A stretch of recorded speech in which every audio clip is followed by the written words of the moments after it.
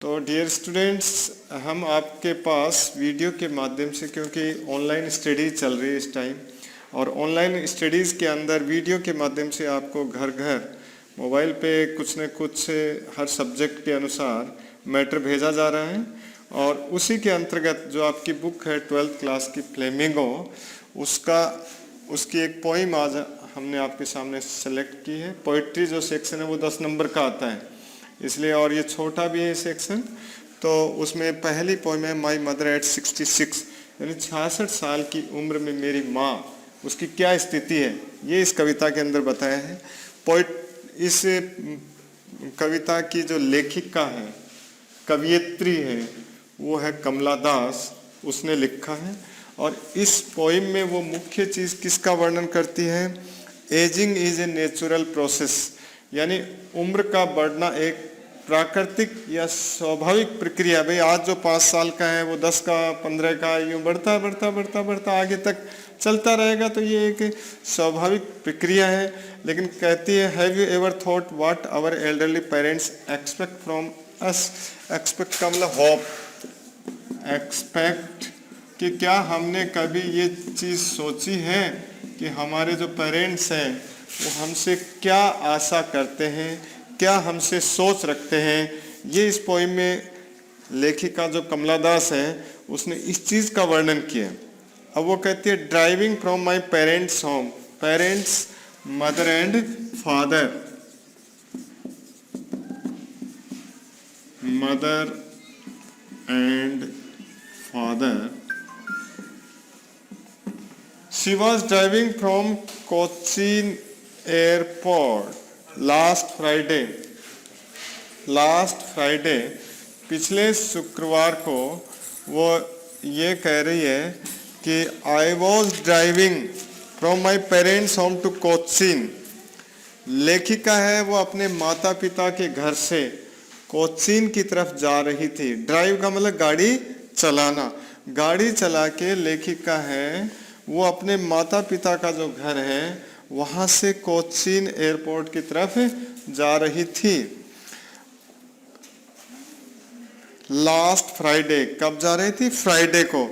आई सा my mother beside me, beside by the side, बगल में, beside by the side, Hindi में कहते हैं बगल में। बगल में का मतलब पास में, बगल में या पास में भी कह सकते हैं। तो उसने देखा कि उसकी माँ थी, वो उसकी बगल में बैठी हुई थी। किसकी माँ? लेखिका की माँ। लेखिका गाड़ी में सवार होकर के अपने माता पिता के घर से कोचीन एयरपोर्ट जा रही थी। गाड़ी वो खुद चला रही थी। Her mother was seated by her side, माँ उसकी बगल के अंदर बैठी हुई थी। आई सा माई मदर बिसाइड मी, लेखिका ने अपनी बगल में अपनी माँ को बैठे हुए देखा। डजिंग ओपन माउथ, ये डजिंग का मतलब होता है झपकी लेना, ऊँघना भी कहते हैं।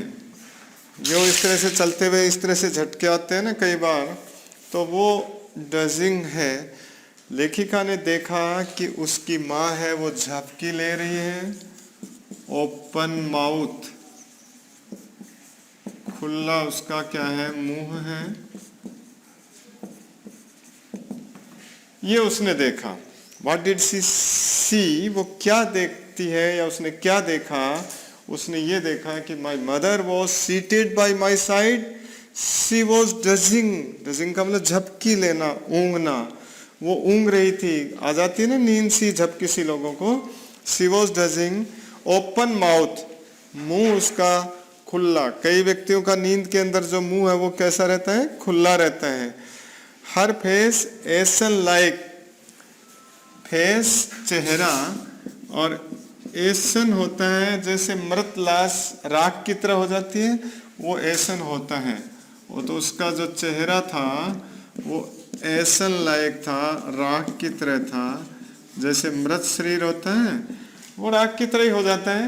तो वैसे उसकी जो माँ है उसके लिए ये बता रही है। वो लेखिका अपनी माँ की स्थिति का वर्णन कर रही है कि उसकी माँ 66 साल की उम्र में पहुंच चुकी है, बूढ़ी हो चुकी है।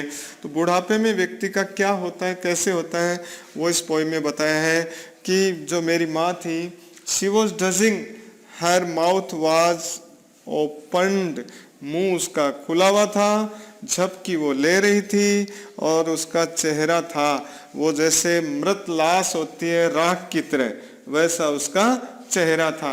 क्योंकि बुढ़ापे के अंदर व्यक्ति के अंदर इतना खून नहीं रहता, खून सूख जाता, कमजोरी आ जाती है, वीकनेस आ जाती है, इसलिए इतना खून नहीं रहेगा, कमजोरी रहेगी। तो बुढ़ापे के अंदर व्यक्ति के चेहरे के ऊपर लालिमा नहीं रहेगी, मुरझाया हुआ सा रहेगा, ये इसमें वो कहती है। और फिर कॉप्स होती है डेड बॉडी, मृत शरीर या लाश जिसको कहते हैं, मृत शरीर या जिसको लाश कहते हैं। लेखिका ये कहती है कि मेरी माँ थी, वो मेरे पास बैठी हुई थी, चेहरा उसका था वो मुरझाया हुआ सा था, ऐसा लाइक जैसे कि कोई लाश है और वो राख की तरह होती है, उसका जो रंग है वो राख की तरह होता है। वैसा ही वो अपनी माँ के लिए कह रही है कि my mother was seated by my side, I was driving to Cochin airport, when I saw the face of my mother it looked like ashen like dead body. और ये चेहरा ऐसा दिखाई दिया जैसे कोई मृत शरीर है या लाश है और जो राख की तरह है, ऐसा उसने देखा। That she was as old as she looked, और वो इतनी बूढ़ी हो चुकी थी जितनी वो दिखाई देती थी। That means these are painful sorrowful ideas. वो जो लेखिका है वो अपनी माँ को जब इस स्थिति में देखती है तो उसे दुख होता है।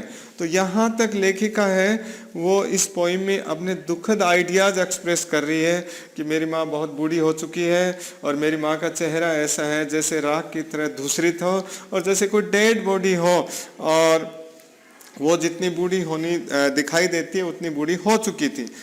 Put that thought away, thought का मतलब आइडिया है, विचार। उसी समय अभी तक उसके दिमाग के अंदर जो विचार थे वो पेनफुल थे।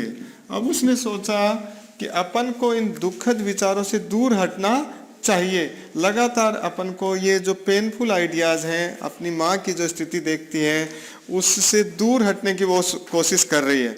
And looked out at young, अभी तक वो किसकी तरफ देख रही थी? She was looking at the face of her mother, but now she started to look outside scenes. अब उसने बाहर के दृश्य देखने शुरू कर दिए, जिसमें क्या देखा उसने? यंग ट्रीज स्प्रिंटिंग, स्प्रिंटिंग का मतलब रनिंग। जो गाड़ी के साथ पेड़ होते हैं वो हमेशा अपन को दौड़ते हुए दिखाई देते हैं, मूवमेंट होता ना उसके साथ। तो जो पेड़ थे वो कैसे दिखाई दिए? दौड़ते हुए दिखाई दिए। The merry children spilling, merry का मतलब खुश या प्रसन्न, प्रसन्नचित्त भी कह सकते हो। जो बच्चे थे प्रसन्नचित्त या खुश जो बच्चे थे। स्पिलिंग, स्पिलिंग का मतलब coming out, spilling coming out, बाहर आ रहे थे। जो बच्चे थे वो अपने घरों से दौड़ के, तो अभी इससे पहले ये अब दूसरे सीन का वर्णन कर रहे हैं। इससे पहले उसने शुरुआत में अपनी माँ के फेस को देखा और वो सारा सीन उसने डिस्क्राइब किया, लेकिन अब उसके बाद उसने वहाँ से अपना मूड है वो हटाया है और बाहर के दृश्य उसने देखने शुरू किए। तो उसको बाहर के जो पेड़ थे, the trees looked running with her car, उसकी कार के साथ जो पेड़ थे वो दौड़ते हुए दिखाई दिए। और साथ में कह रहा जो खुशहाल बच्चे हैं, प्रसन्नचित्त जो बच्चे हैं, वो अपने घरों से बाहर दौड़ते हुए आए। आउट ऑफ देयर होम्स, यानी अपने घरों से बाहर। But after the airport security check, security होती है सुरक्षा, लेकिन ये कह रही है कि एयरपोर्ट की जो सिक्योरिटी थी, सुरक्षा थी, उसकी जांच के बाद, क्योंकि ये लेखिका ने बताया है कि मैं गाड़ी लेकर के कोचीन एयरपोर्ट जा रही थी। एयरपोर्ट पे जांच होती है, सुरक्षा की जो जांच हुई उसके बाद standing a few yards, check का मतलब जांच, कुछ दूरी के ऊपर वो खड़ी थी। यार्ड गज, आंगन, चौक, इसका मतलब ये होता है, इसका चौक भी होता है, इसका गज भी होता है।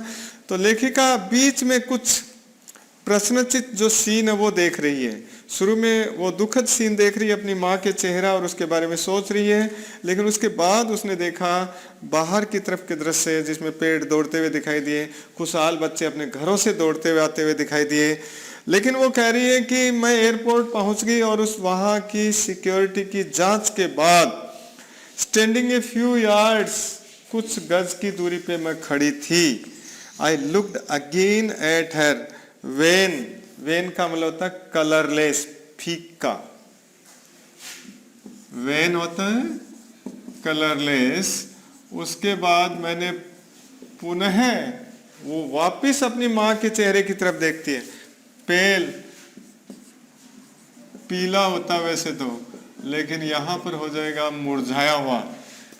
पीले चेहरा पीला पड़ने का मतलब मुरझाया हुआ, क्योंकि व्यक्ति के अंदर अगर स्वस्थ है, अच्छा खून है, तो वो आकर्षक दिखता है। तो कह रहा है उसके बाद एज लेट विंटर्स मून, वो कंपेयर कर रही है, तुलना कर रही है, जैसे कि सर्दियों में देर रात्रि को जो चंद्रमा निकलता है वो इतना शाइनिंग नहीं होता है, इतना चमकता हुआ नहीं होता है, धुंधला होता है, हेज होती है उसके ऊपर। कई बार हल्के हल्के जो महीन महीन बादल होते हैं ना आकाश में, उसको हेज बोलते हैं। तो ये कंपेयर कर रही है अपनी माँ के चेहरे की, मेरी माँ का चेहरा ऐसा हो गया है जैसे कि सर्दियों में देर रात्रि को जो चंद्रमा दिखाई देता है, there is no brightness, there is no shining, उस पर ज्यादा चमक नहीं होती, वैसे ही मेरी माँ का जो चेहरा है उस पर कोई चमक नहीं है। फेमिलियर एक्ट, फेमिलियर जाना पहचाना, एक होती है पीड़ा या कष्ट, उसके दिमाग में वही जानी पहचानी, परिचित भी कह सकते हो, और एक होता है पेन, पीड़ा या कष्ट। वही जानी पहचानी जो पीड़ा थी, वही जाना पहचाना जो कष्ट था, वही कह रहे मेरे दिमाग में आया। But all I said was see you soon amma, कि मैंने जो कुछ कहा कि अम्मा आपसे पुनः मिलूंगी, all I did was smile and smile and smile. तो लेखिका कह रही है मैं मुस्कुराई और मुस्कुराई। मुस्कुराई क्यों? क्योंकि वो अपनी माँ को दुखी नहीं देखना चाहती थी। कौन नहीं देखना चाहती थी?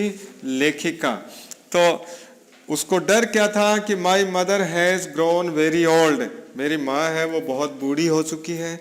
One day she would depart from this world, एक दिन वो इस दुनिया से विदा हो जाएगी। I would be alone in this world, इस दुनिया में मैं अकेली रहूंगी। I would be in dejected situation, निराशाजनक स्थिति में मैं रहूंगी। तो ये डेस्पेयर, ये निराशा वो पहले से जारी कर रही है अपनी माँ के चेहरे को देख करके। तो इस पोइम के अंदर अपन ने देखा कि लेखिका है वो अपनी माँ को दुखी नहीं देखना चाहती, इसलिए शी स्माइलिंग स्माइलिंग स्माइलिंग।